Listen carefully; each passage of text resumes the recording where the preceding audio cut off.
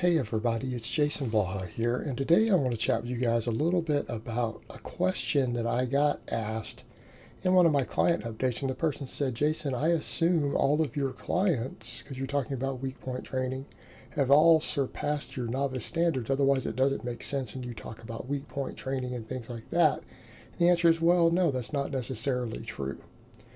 And the reason I say that is that there's a lot of things that you do different with a cookie cutter program for novice lifters versus what you do when you're actually coaching a novice lifter one-on-one. And one of the big ones has to do with weak point training. Is a perfect example. All right, we tell novice lifters that they don't need to worry about their weak points for a reason. It's not that a novice lifter doesn't have muscle imbalances. Okay? It's not that a novice lifter doesn't have some muscles that are stronger, bigger, or more imbalanced than others.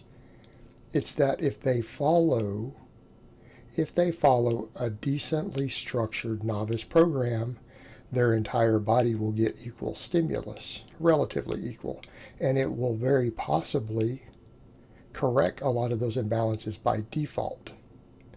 The other thing that we point out is that novice lifters are weak, that everything is small and weak. Therefore, they need to bring up everything, and so they shouldn't spend much time worrying about this.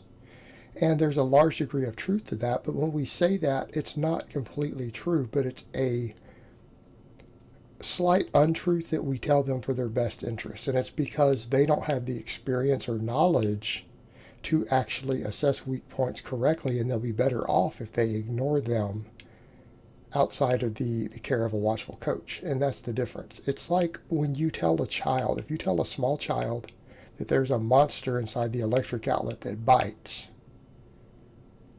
because that's what you need to tell them to keep them from sticking their finger in it,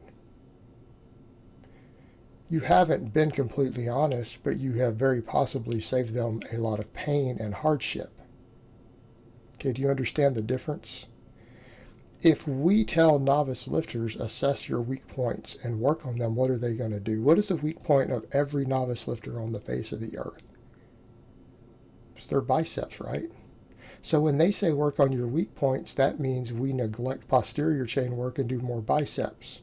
We can just ignore all of our face pulls and just do our biceps.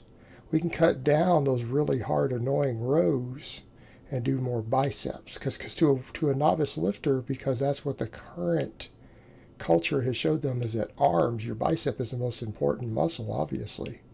That is obviously their weak point because their bicep is smaller than Arnold Schwarzenegger's. Therefore, that must be their weak point.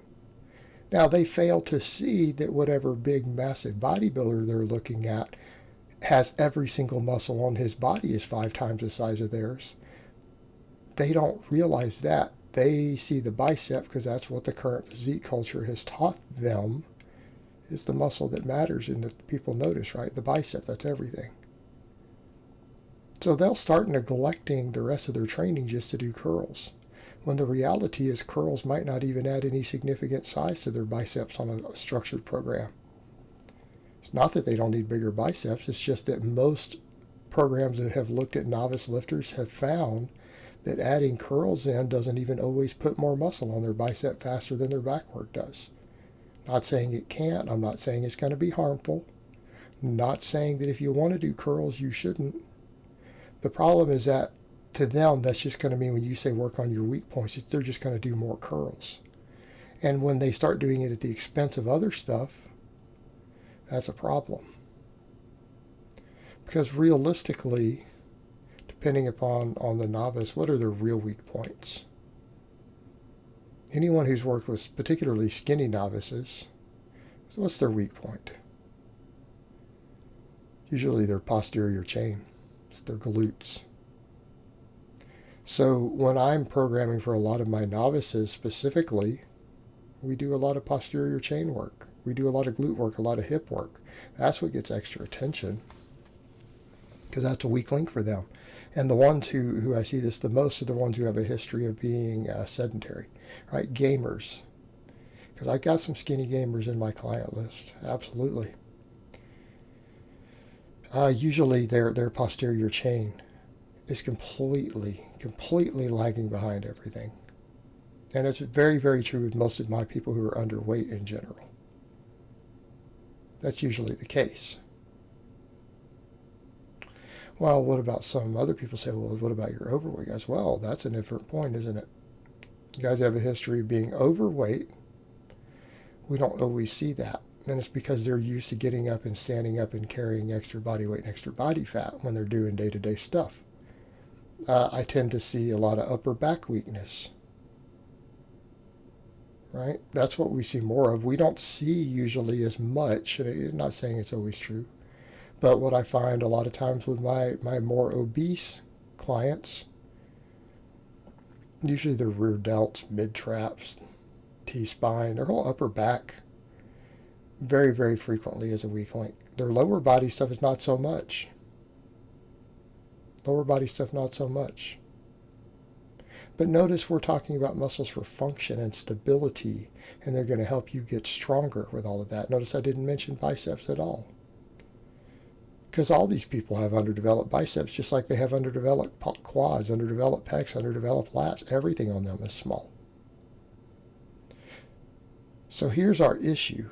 Our issue is that novice lifters are not capable of assessing their weak links.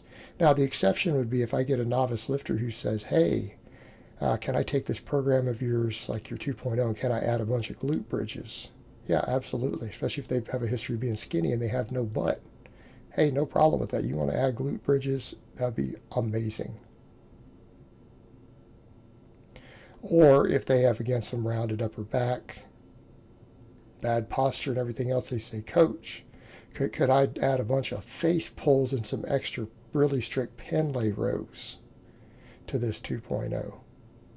Right? That would be different. That would be different. That would be totally acceptable. But generally speaking, what we want to see is a good, balanced program for novice lifters. Right? A good, balanced program. And people need to remember that. And the same thing when you're coaching people versus a cookie cutter program. A cookie cutter program has the program progression in a way that ensures that they are overloading. You have to. And that means you try to run just straight linear progression. Well, you don't necessarily do that with someone you're coaching. And it's not that linear progression doesn't work.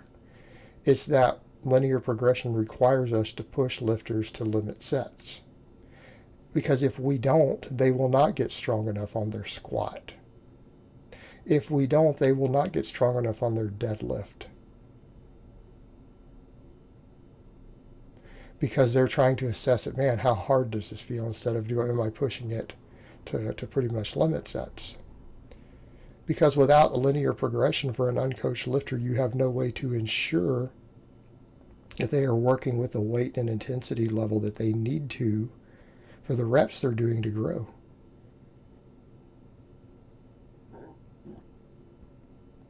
When you're coaching a novice lifter, you can actually assess their bar speeds.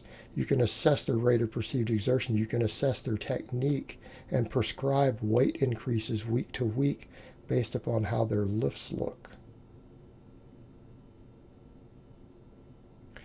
And that's what people don't get. That's what a lot of the novices don't get. They do get caught up, or people who read the novice programs, they don't understand cookie cutter weight increases of linear progression are done to ensure that they are keeping the workload high enough.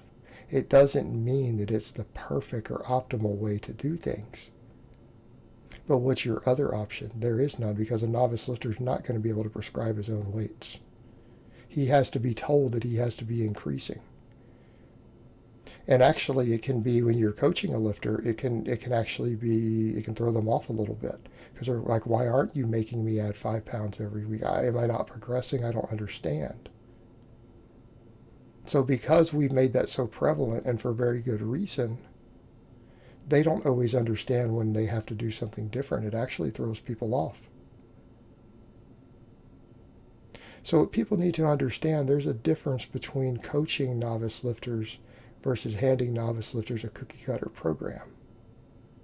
And generally speaking, you don't want novice lifters to deviate from a cookie cutter program. They will develop imbalances. They will develop weaknesses. It's not in their best interest. All right, guys, well, that's really all I have to say on that today. I hope it's been informative, and I will talk to you guys next time.